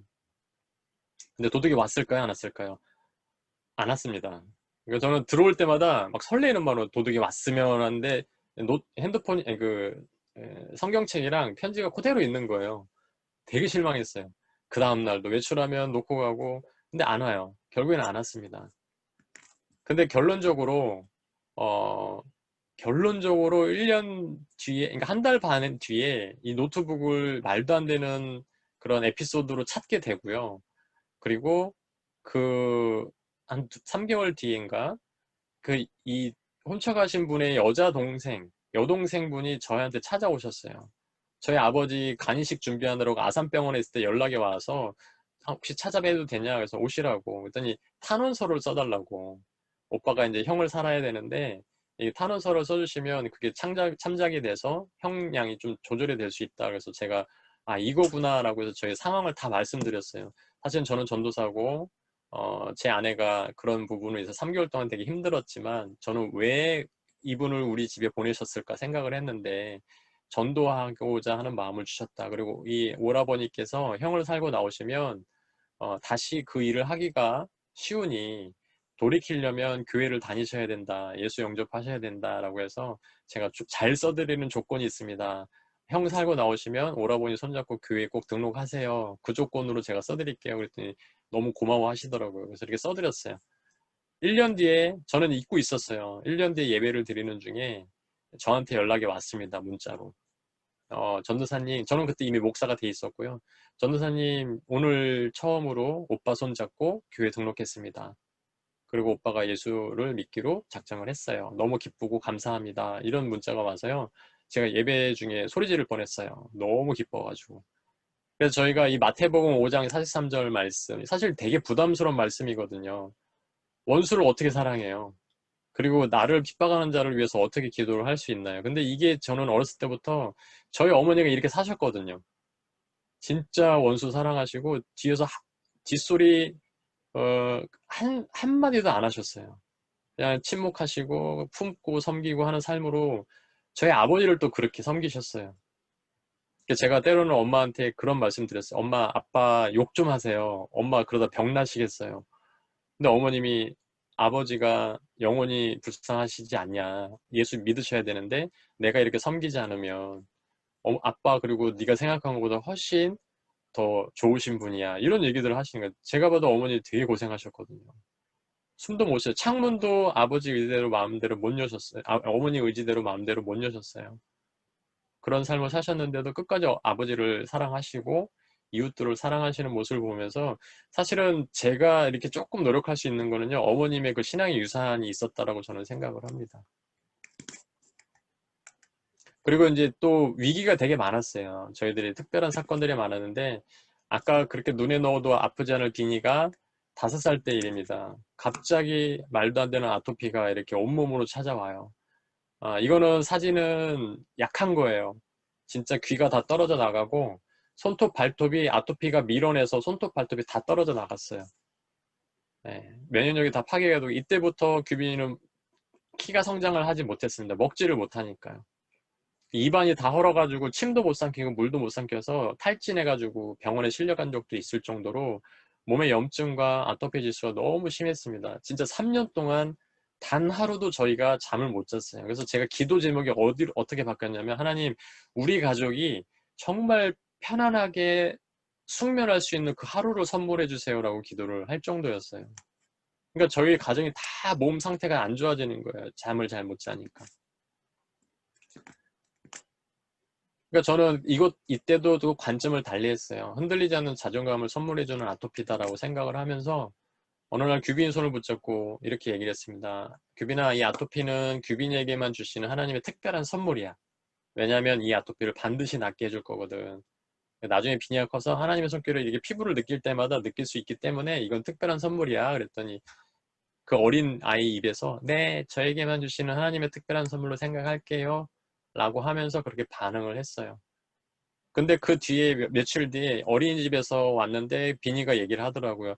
애들이 제 손을 안 잡고 저기 피부병 환자라고 애들이 저를 피해 다녀요. 막 괴물이라 그래요. 그래서 제가 깜짝 놀라서 대인기피증 생길까 봐 제가 얼른 무릎 꿇고 앉아서 손을 붙잡고 규빈아, 그래서 너 어떻게 반응했니? 라고 했더니 괜찮아요. 걔네들은 제 아토피가 이 피부병이 아니고 아토피인지 모르잖아요. 근데 이거는 하나님이 주신 선물인 것도 애들이 몰라요. 저는 그래도 괜찮아요. 라고 얘기를 하더라고요. 제가 그때 마음을 놨어요.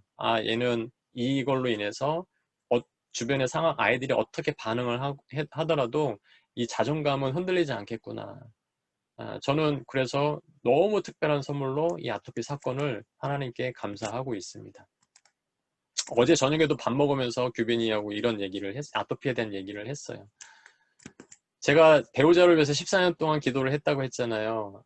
전체 수석 성적 최우수상 이제 제 아내가 졸업식장에서 들었던 멘트였습니다.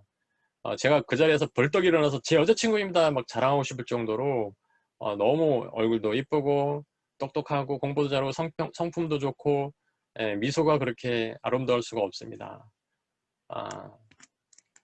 사람들이 다 제 아내가 학교에서 만인의 연인이었어요. 그 선배 전도사들이 다 사목감으로 다 점을 찍었어요. 그래가지고 되게 좋아하는 선배들이 되게 많이 있었는데 제가 다 물리쳤습니다. 이 기도의 힘이라고 저는 생각을 하는데요. 이 만인의 연인이자 모범적인 그녀와 결혼하기까지 정말 많은 우여곡절이 있었는데요. 견딜 수 있었어요. 왜냐하면 14년 동안 기도했던 모델이었고 그렇게 지혜로운 사람과 모범적인 사람과 결혼하면 모범적인 삶, 행복한 삶을 살 수 있을 거라고 확신했기 때문에 견딜 수가 있었습니다. 근데 아이러니하게도 제 아내의 모범적인 것에서부터 위기가 시작됐다라는 거죠. 비니가 5살 때인데 차영이 미국에서 12년 동안 미국 생활 마치고 돌아와서 수원에 있는 큰 원어민 학원에 이제 기획실장으로 있으면서 조기 영어 교육을 제 아내에게 제안을 합니다.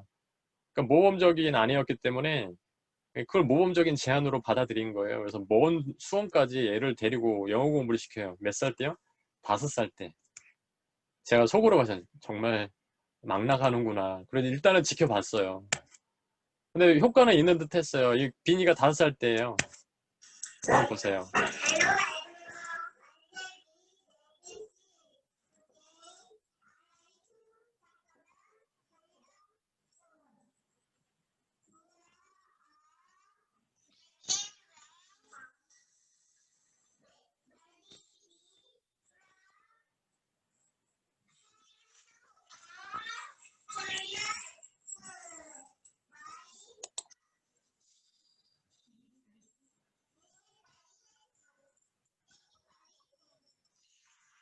네.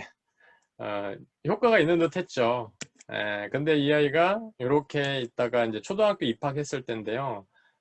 모범적인 아내 덕분에 비니는 손 하나 까딱 안 하는 모습을 보게 돼요. 학교 갔다 오면 가방 싸줘, 가방 열어서 알림장 확인해서 뭐 다 체크해주고 다 해주는 거예요.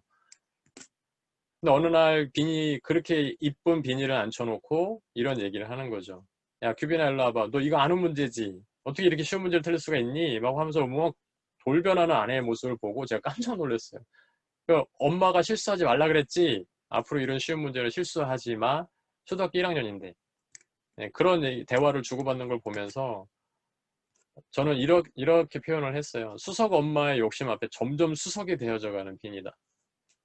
그러니까 수석의 사전적인 의미가 있잖아요. 실내에서만 보고 즐기는 매끈한 관상용 아이처럼 될 것만 같았던 거죠. 아이와 엄마의 미래가 보였습니다. 그래서 이렇게 내버려두면 가정의 화목은 깨지고 소통이 단절될 것이 뻔하다. 그렇게 생각을 해서 제가 취했던 것은 이때부터 아내하고 계속 대화를 나눴어요.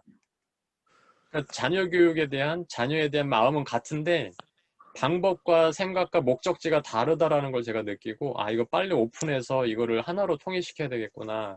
다른 목적과 다른 방향으로 가야 되겠구나. 그래서 뭐 자녀 교육을 엄마가 만들어가는 게 아니고요. 아빠가 만들어가는 게 아니라 같이 부부가 함께 만들어가는 것이다라는 걸 확인했기 때문에 계속해서 대화하면서 서로의 가치관과 교육관을 확인하고 점검하면서 올바른 자녀 교육을 위한 대화를 끊임없이 시도를 했어요. 그러면서 대화가 시작되면서 수석 졸업생 엄마의 아찔한 스펙 쌓기가 멈췄다라고 하는 거죠. 그러면서 저희 가정의 행복의 디딤돌을 하나하나 놓을 수 있었던 계기가 되었습니다. 사실 이 부분이 되게 그래서 중요했어요. 그래서 여러 가지 뭐 2막에서 20가지의 챕터를 가지고 막 여러 가지 스토리들을 통해서 이게 중요합니다라는 메시지를 던지는데요.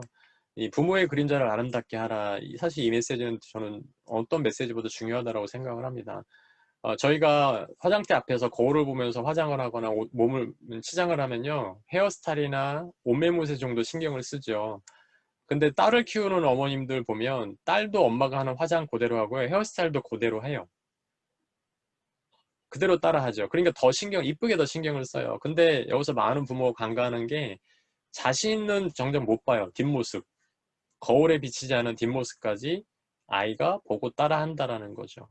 사실은 저도 이제 머리를 드라이를 하고 이렇게 꾸미면 저는 거울로 해서 뒷모습 항상 이렇게 보거든요. 이 마음이 있기 때문에 계속 뒷모습까지 제가 못 보는 뒷모습까지 보려고 노력을 해요. 그래서 저는 아이는 부모님의 그림자, 뒷모습을 보고 배우고 완성이 된다라고 생각을 합니다. 그러니까 화장대 앞에서 화장하는 모습도 배우지만 화장을 끝내고 화장대에 널브러 때려놓고 가는 그 화장대의 그 뒷모습까지도 애들은 그대로 보고 배운다라는 거죠. 그래서 저는 이걸 그림자 교육이라고 얘기를 하는데요. 칼 융이 그림자 심리학적 개념인데 칼 융의 심리학의 대부 이부영 씨라는 분이 계세요. 그분이 그림자라는 책에서 이런 얘기를 해요. 그림자란 자아로부터 배척되어 무의식 속에 억압된 성격 측면으로 자신이 갖고 있으나 모르는 모든 것입니다. 지금 어제도 그렇고 오늘도 그렇고 우리 여기 계신 선배님들 오늘 하루 벌써 아침에 일어나서 2시간 가까이 지났는데요. 지금 이렇게 생활하시면서 그림자 혹시 인식하신 분 계신가요? 내 그림자? 저는 네, 그걸 늘 인식하거든요. 그림자가 분명히 존재해요. 제가 손을 이렇게 해서 지금 여기 빛이 있는데 그림자가 분명히 있거든요. 근데 저희는 그림자 인식하지 못하고 내 자아가 이게 전부다. 내 보여지는 전부다라고 살아가고 있는 모습들이라는 거죠. 이게 자아로 배척돼서 무의식 중에 억압되어 있는 내가 다 갖고 있는데 내가 모르는 거. 되게 무서운 거죠. 사실은. 그래서 이 그림자는 존재하는가 존재하지 않는가의 문제가 아니고요. 반드시 존재해요. 그렇기 때문에 인식하는가 인식하지 못하는가가 문제라는 거죠. 근데 자녀들 제가 보잖아요. 엄마 아빠의 안 좋은 모습들을 그대로 답습해요. 그대로 습해요. 그래서 제가 부모님들도 교회에서 보고 아이들도 보잖아요. 저는 주일학교 많이 하다 보니까 아이들의 모습을 보면 안 좋은 모습이 더 두드러지거든요. 그러면 그 아이들의 모습을 딱 보면요. 아, 누구 부모님이구나. 누구 부모님도 이렇게 가정에서 이렇게 사시는구나 라는 게 그냥 명확하게 보여요. 그래서 이 그림자 교육이 정말 중요하다. 이 그림자 이론이 되게 중요하다라는 거죠. 나는 그거 없어. 어른들은 그렇게 생각해요. 지금도 그림자 인식하지 못하고 오늘 하루 살으셨던 것처럼 어제도 하루 종일 그림자 인식하지 못하셨잖아요. 근데 이게 존재 안 했던 게 아니라 존재하는데 내가 인식하지 못했던 거죠. 그래서 인식하는 게 되게 중요하다라고 하는 거예요. 그래서 사람다워지려면 그림자와 의식화가 굉장히 중요합니다. 그 제가 비니아니를 인간답게 키우고자 하는 목적이 있다라고 말씀드렸잖아요. 그래서 그 인간답게 키우기 위해서 제 부모로서 저의 그림자를 계속적으로 발견하려고 노력을 했어요.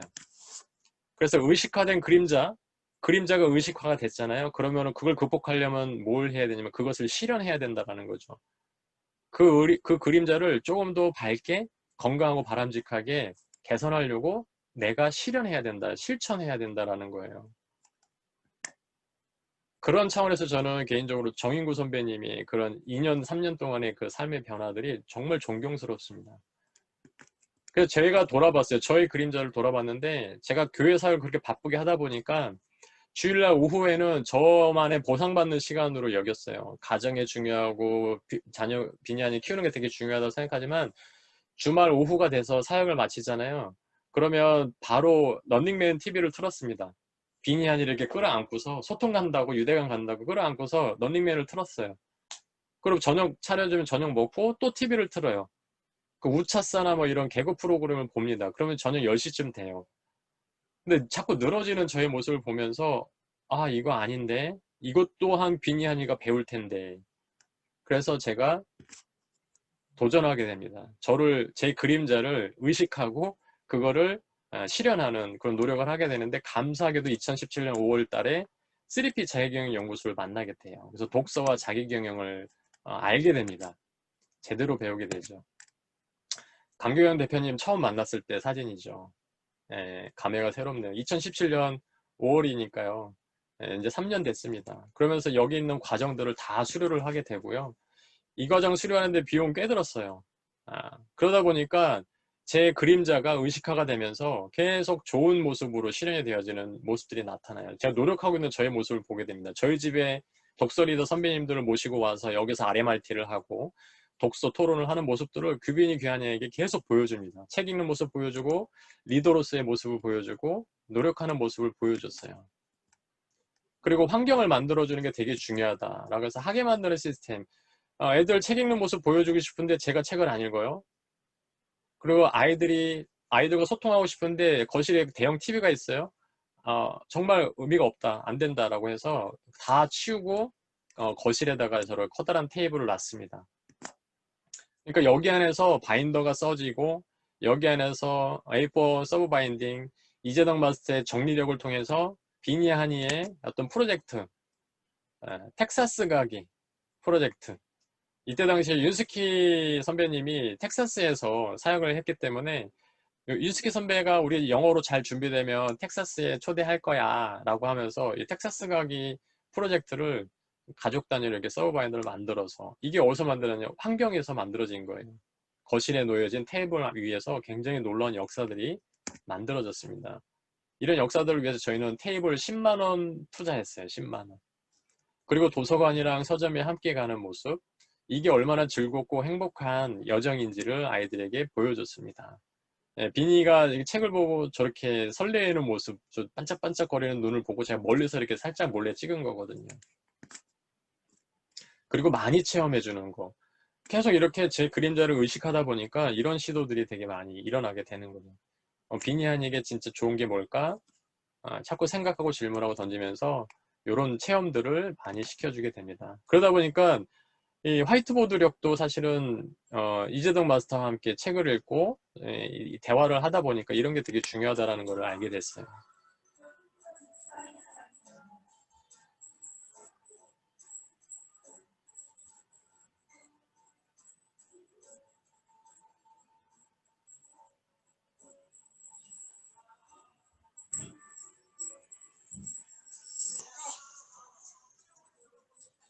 네. 비니가 역사를 가르쳐주고 바둑알로 이렇게 6.25 스토리를 저한테 막 설명을 하고, 제가 퇴근하고 왔더니 이걸 해주는 거예요.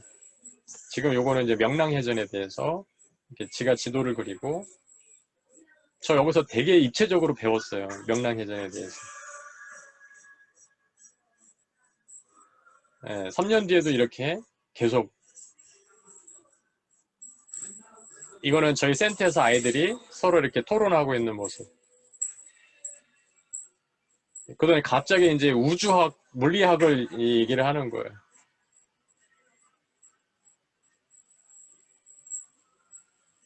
저는 상대성 이론 얘기하는데 이게 뭔 말인지 그냥 모르지만 그냥 들어만 줬어요.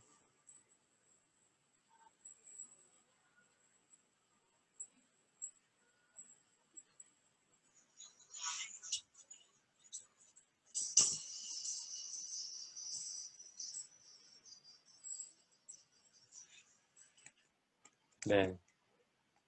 그리고 이거는 이제 이재동 마스터와 남한산성 해변나비.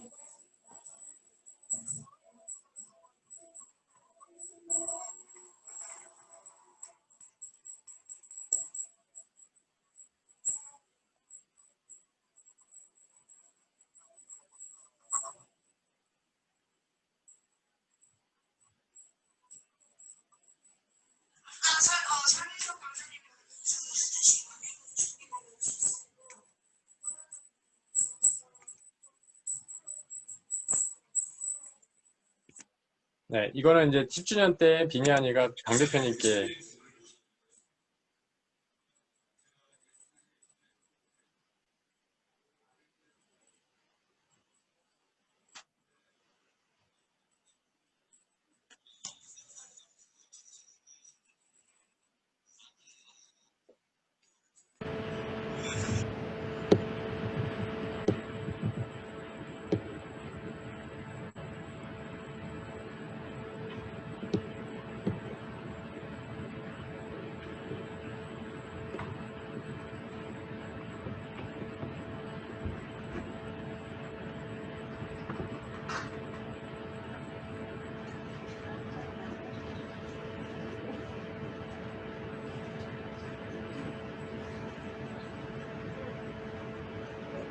네.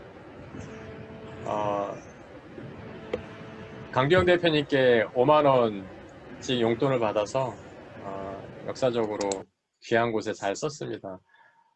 그래서 저는 이런 일들이 어떻게 일어날 수 있었을까 생각을 해볼 때 결론적으로 부모의 그림자를 아름답게 하는 게 정말 중요하다라는 생각을 했어요. 그 아이들은 부모의 그림자를 보고 잘못된 편견과 가치관을 배우고요. 반대로 그림자를 의식해서 개선하는 노력을 하면요. 좋은 그림자를 보고 좋은 모델로 가져간다라는 거죠. 그래서 이 세상에 나쁜 아이는 없습니다. 나쁜 부모만 있을 뿐입니다. 그래서 내 그림자를 인식하는 것에서부터 가정의 변화가 시작될 거고요. 저희가 그렇게 모델이 되자라고 해서 지금 어느 정도 어떤 모델이 되어져 가고 있는 과정 중에 책을 쓰게 된 거고, 그런 부분들의 중요성을 부모님들께 좀 나누고 싶어서 제가 이런 책을 쓰게 됐습니다. 그 아까도 말씀드렸지만 결국에는 그림자예요. 그림자 삶을 어떻게 살아가는가. 부모가 원수로 사랑하는 사람, 내 자녀가 그런 사람이 되기를 원하면 저희가 그냥 그렇게 살면 되는 거예요. 제가 아까 말씀드린 이 말씀 되게 부담스러운 말씀이라고요. 원수로 사랑하고 박해하는 자를 위해 기도하라. 이거 되게 어려운 말씀이에요. 목회자 입장에서도 되게 부담스러운 말씀인데요. 성경을 바라보면 크게 두 가지의 말씀으로 요약되는 거예요. 하나님 사랑하라는 것과 이웃 사랑하라는 거예요. 이걸 합치잖아요. 그러면 하나님을 사랑하게 한다면 이웃 사랑하라는 거죠. 이웃 사랑 못하면 하나님 사랑하는 게 안 된다. 그거 거짓말이다라는 거죠. 이게 되게 부담스러운 거죠.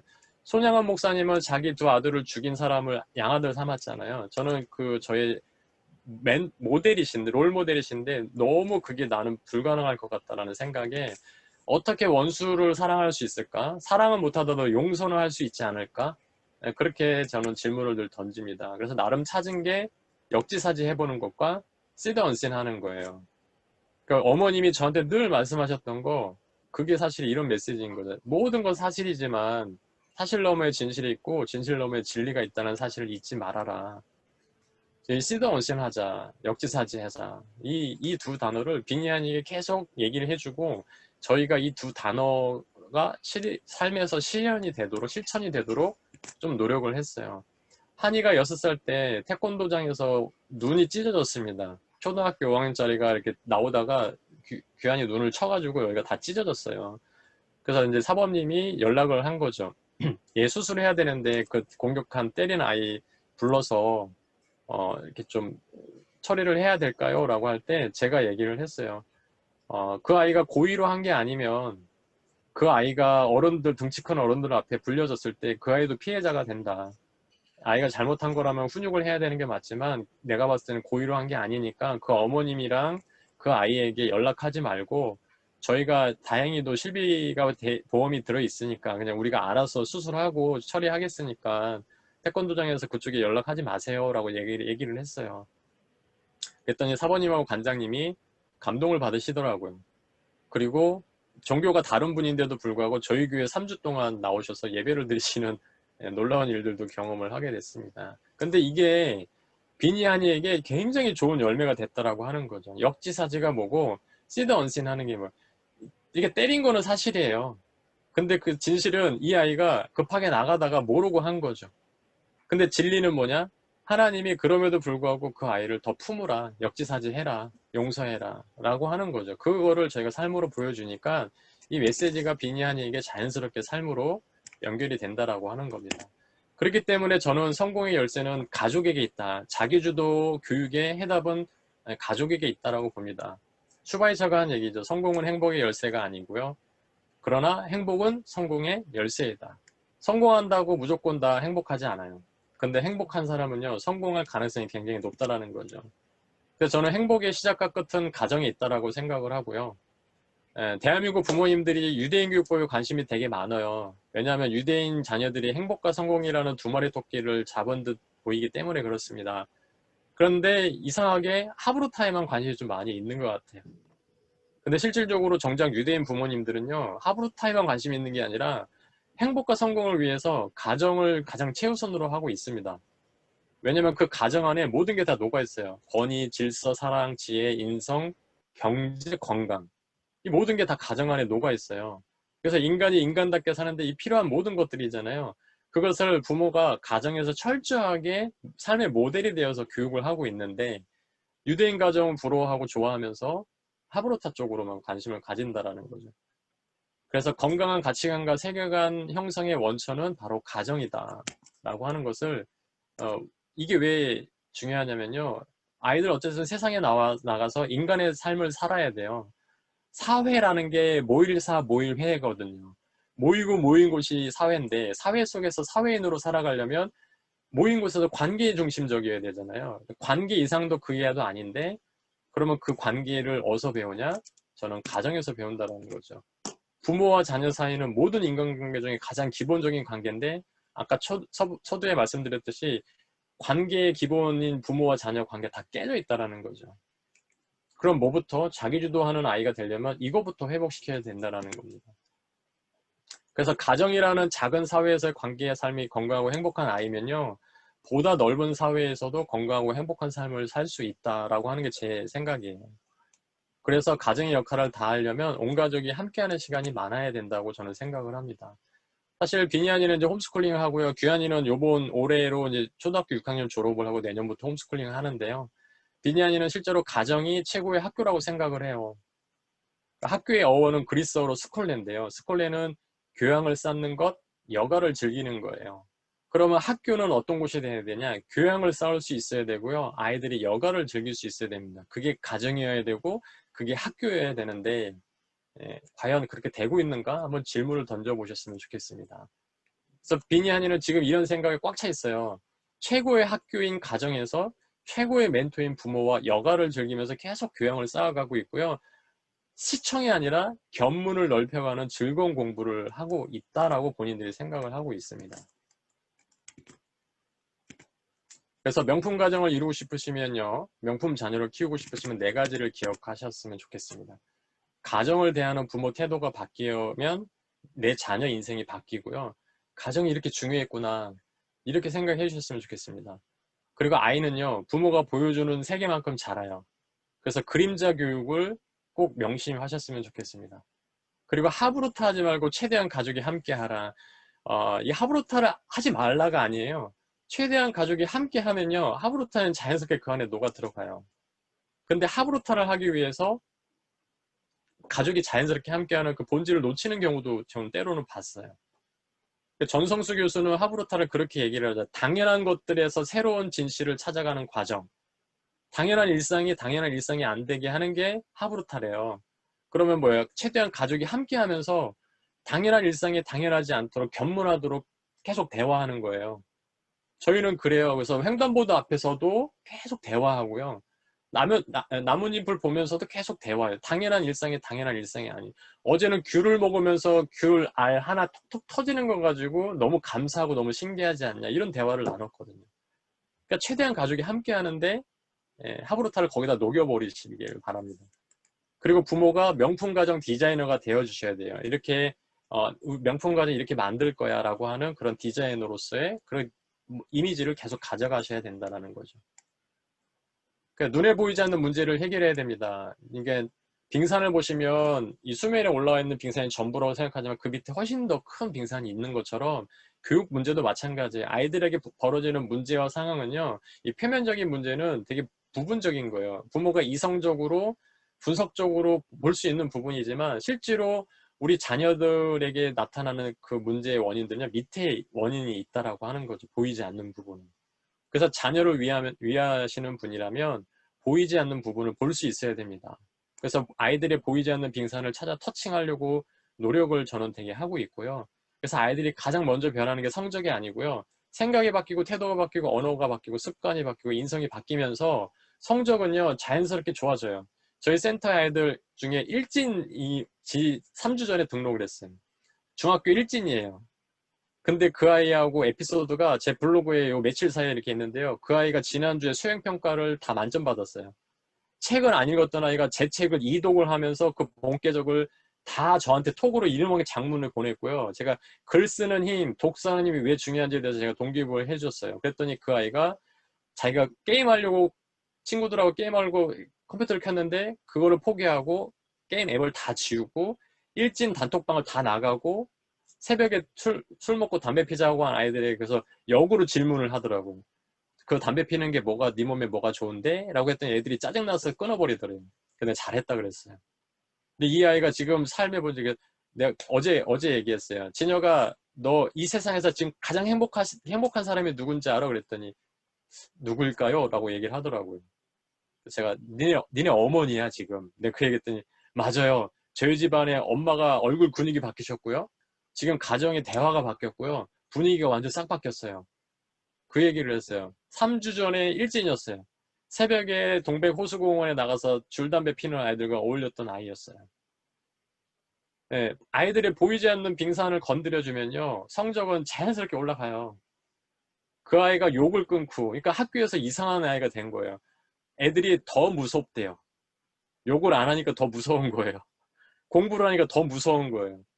그래서 제가 그랬어요. 야, 일진이 이제는 진짜 일진하는 인생이 되자라고 했더니 어제 제가 그 글을 썼더니 목사님 저 글 1번으로 봤어요 라고 하면서 제가 그랬어요. 야, 나 글 잘 쓰지 않냐? 그랬더니 저 진짜 깜짝 놀랐던 거. 어떻게 일진이라는 한자 뜻 같은 의미인데 뜻이 이렇게 완전 달라지는 걸 쓰셨냐 그러면서 자기가 그래서 글의 힘, 독서하는 힘이 얼마나 중요한지 알게 됐다고 하면서 지금 독서를 엄청나게 하고 있어요.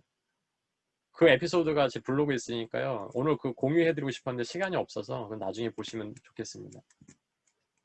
그래서 자녀교육의 시작과 끝은 가정이고요. 부모가 자녀교육의 목적을 명확히 하고 공유하시면 되겠습니다. 무엇보다 중요한 건요. 이렇게 소통하고 유대감을 좋게 하면요. 아이들은 정말 바르게 자랄 수밖에 없다. 예, 이 말 누가 한 말인지 아시겠어요? 아시죠? 예, 여기 독서 리더 선배님들이시니까 다 아실 거예요. 제가 이 저자특강 할 때 요거 퀴즈 내고 맞추시는 분도 1시간 상담권 드리겠다고 했더니 막 난리가 났어요. 여기 계신 선배님들 다 아시니까 제가 수준을 높게 봐서 넘어가겠습니다. 맞습니다. 그 사도세자, 예, 그 사도세자가 아버지 영조에게 한 말이죠. 제가 바랬던 건요, 그 최고의 교육 환경이 아니라 아버지의 따뜻한 눈길, 다정한 말 한마디였습니다. 저는 이 포스트에서 위에 아버지와 아들 비극이 시작되다 이 문구가 너무 마음에 와닿았어요. 너무 마음이 아팠습니다.